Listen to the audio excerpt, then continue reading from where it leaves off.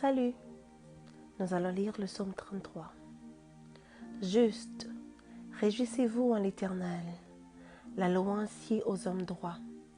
Célébrez l'Éternel avec la harpe, célébrez-le sur le luth à 10 cordes.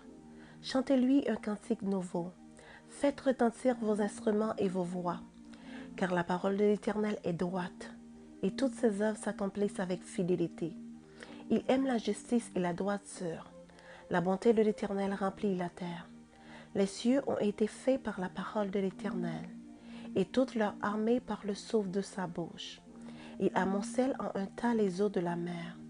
Il met dans des réservoirs les abîmes. Que toute la terre craigne l'Éternel, que tous les habitants du monde tremblent devant lui. Car il dit et la chose arrive. Il ordonne et elle existe. L'Éternel renverse les desseins des nations. Il anéantit les projets des peuples. Les desseins de l'Éternel subsistent à toujours, et les projets de son cœur de génération en génération. Heureuse la nation dont l'Éternel est le Dieu.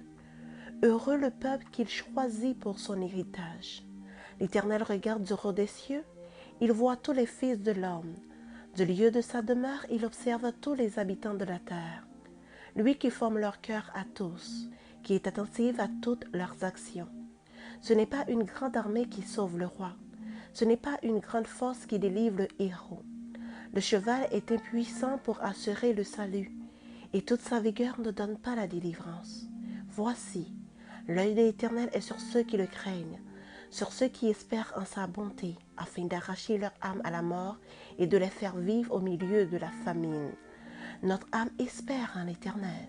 Il est notre secours et notre bouclier, car notre cœur met en lui sa joie, car nous avons confiance en son saint nom. Éternel, que ta grâce soit sur nous, car nous espérons en toi. Parole du Seigneur. Amen.